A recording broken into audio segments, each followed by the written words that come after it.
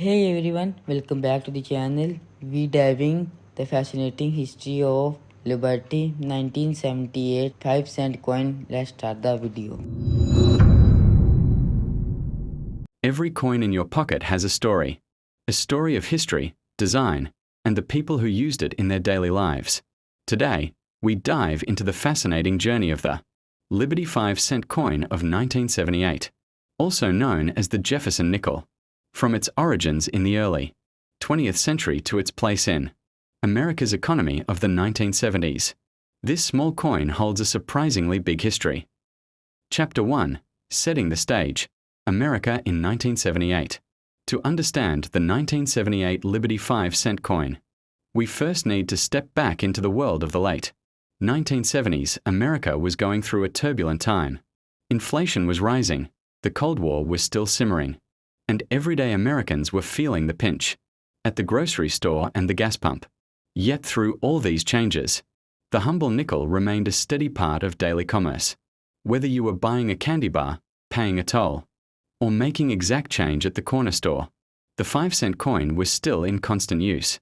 And in 1978, that coin bore the familiar face of Chapter 2: The Evolution of the Nickel. The nickel had not always looked like this. In fact, the story of the American 5-cent coin stretches back to the Shield nickel of 1866, followed by the Liberty Head V nickel of the late 19th century. Then came one of the most beloved designs in U.S. coinage, the Buffalo nickel, minted from 1913 to 1938. But by the late 1930s, it was time for a change. Enter the Jefferson nickel, introduced in 1938 to honor the nation's third president, Thomas Jefferson, and his famous home, Monticello. The design by Felix Schlag won a national competition, and it became the standard face of America's 5-cent coin. Chapter 3: The 1978 nickel design.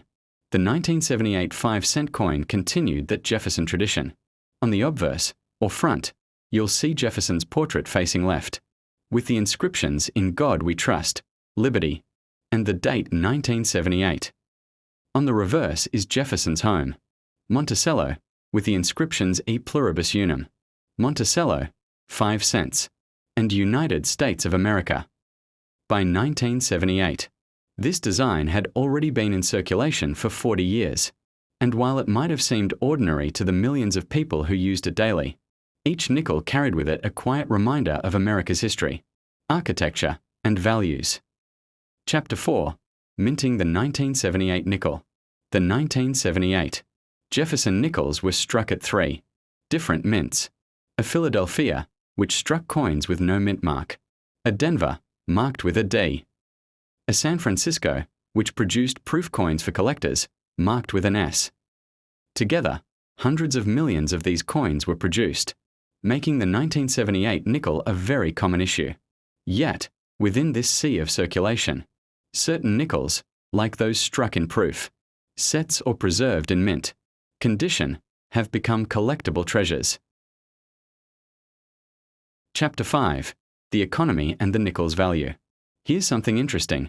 In 1978, 5 cents could buy you a gumball, a postage stamp, or even a newspaper. But with inflation on the rise, the actual value of the nickel's metal, mostly copper with a bit of nickel, was becoming a bigger topic of discussion. Throughout American history, the relationship between a coin's face value and its metal content has always been delicate. And while in 1978, the nickel still served its purpose as small change, it was slowly becoming more symbolic than practical. Chapter 6: Collectability of the 1978 nickel. So, is the 1978 Jefferson nickel valuable today? In most cases, no, at least not if it's a worn coin you'd find in your change. With so many minted, these coins are still very common. However, uncirculated examples, especially those graded in high mint state by collectors, can fetch higher prices, and proof coins from San Francisco, with their mirror-like finishes, are especially desirable to numismatists. For many collectors, the 1978 nickel isn't about rarity, it's about completing a full set of Jefferson nickels, or preserving a piece of late 20th century American history. Chapter 7: Jefferson's legacy on the coin. Why Jefferson? By 1978, Americans had been carrying his image in their pockets for 40 years. As the principal author of the Declaration of Independence, a president, and a visionary thinker, Jefferson symbolized liberty and democracy. His home, Monticello, wasn't just a house. It was a representation of innovation and classical design in America. The coin, therefore, was more than just money. It was a daily reminder of the ideals the United States was built upon. Chapter 8. The nickel in pop culture. Coins don't just circulate in commerce, they circulate in culture. The nickel has been part of slang, songs, and everyday phrases. Nickel and diming someone, or buying something for just a nickel, became common sayings in America. By the late 1970s, though, those phrases were more nostalgic than realistic. Inflation meant the nickel no longer held the buying power it once had. Yet it still carried sentimental weight, a coin linked to childhood candy machines, soda fountains, and jukebox songs that played for just a nickel. Chapter 9. Legacy of the 1978 nickel. The 1978 Jefferson nickel might not be rare or particularly valuable today, but its legacy is undeniable. It represents a time when coins were still central to everyday life, and beyond its purchasing power. It's a snapshot of American history, of Jefferson's ideals, Schlag's design, and a 1970s economy caught between the past and the future. Holding one today is like holding a piece of that story, a small coin with a big history.